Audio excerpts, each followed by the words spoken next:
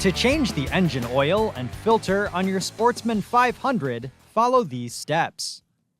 For optimal performance, always use Polaris recommended fluids as described in your owner's manual.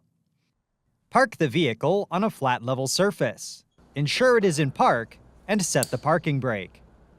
Next, start the engine, allow it to warm up at idle for 2 to 3 minutes, and stop the engine.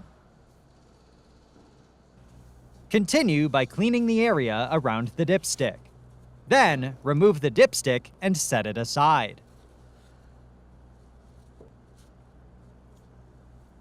Next, place a drain pan under the engine crankcase. Placing a rag in the bottom of the drain pan will help prevent the splashing of oil. Then, clean the area around the oil drain plug. Remove the drain plug and washer,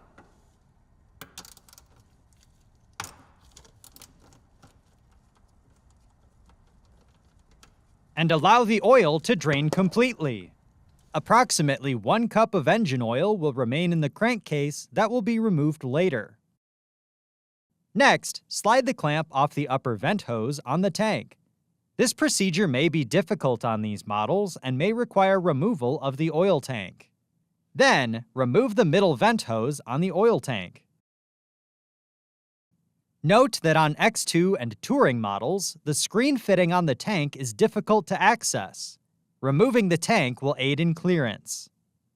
Next, carefully remove the screen fitting from the tank. Use care when removing the fitting, as the plastic tank may either strip or break. Then, clean the screen fitting while inspecting for damage or wear and replace if necessary. Continue by cleaning the threads on the tank and ensuring they are free of any oil or Loctite. Then, apply Loctite 505 sealant or an equivalent pipe thread sealant to the threads. Next, reinstall the screen fitting into the oil tank and rotate it clockwise a minimum of 2.5 turns. Rotate the fitting until it aligns with the reference mark on the tank. Then, reconnect the oil hose and reposition the clamp over the fitting. If previously removed, align the oil tank with the mounting holes and reinstall the fasteners.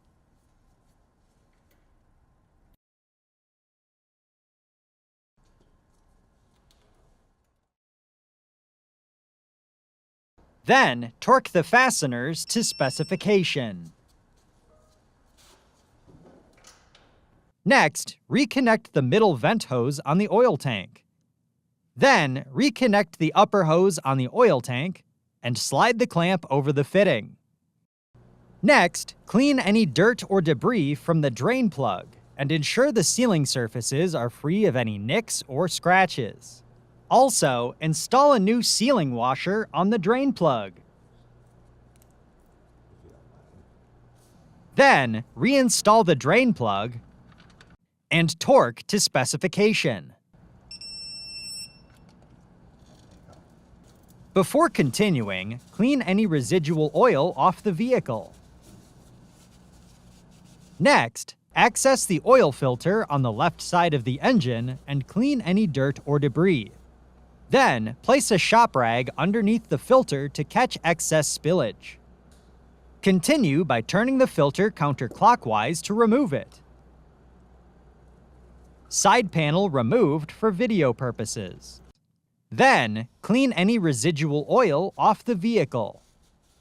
Next, using a clean, dry cloth, clean the filter sealing surface on the crankcase. Then, lubricate the O-ring on the new filter with a film of fresh engine oil and ensure the O-ring is in good condition. Continue by installing the new filter and rotating it clockwise by hand until the filter gasket contacts the sealing surface. Then, turn it an additional half of a turn.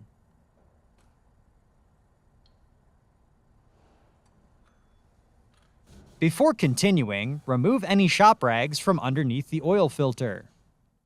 Next, Move to the lower right side of the crankcase to clean the area around the crankcase drain plug. Then, remove the crankcase drain plug and allow the oil to fully drain. Next, clean any dirt or debris from the drain plug and ensure the sealing surfaces are free of any nicks or scratches. Also, install a new sealing washer on the drain plug. Then, reinstall the drain plug and torque to specification.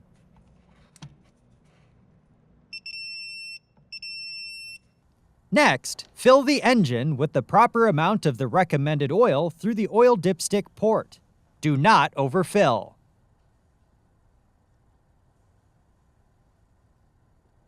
Then, reinstall the dipstick and wipe up any residual oil. Side panel removed for video purposes. Next, clamp or pinch off the vent line 2 inches from the oil tank to prime the engine. If necessary, refer to the oil pump priming procedure in the owner's manual for more information. Then, start the engine and allow it to idle for 10 to 15 seconds.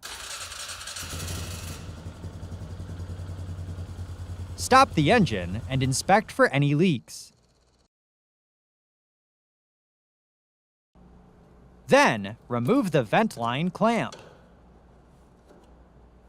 Next, remove the dipstick and wipe with a clean shop towel.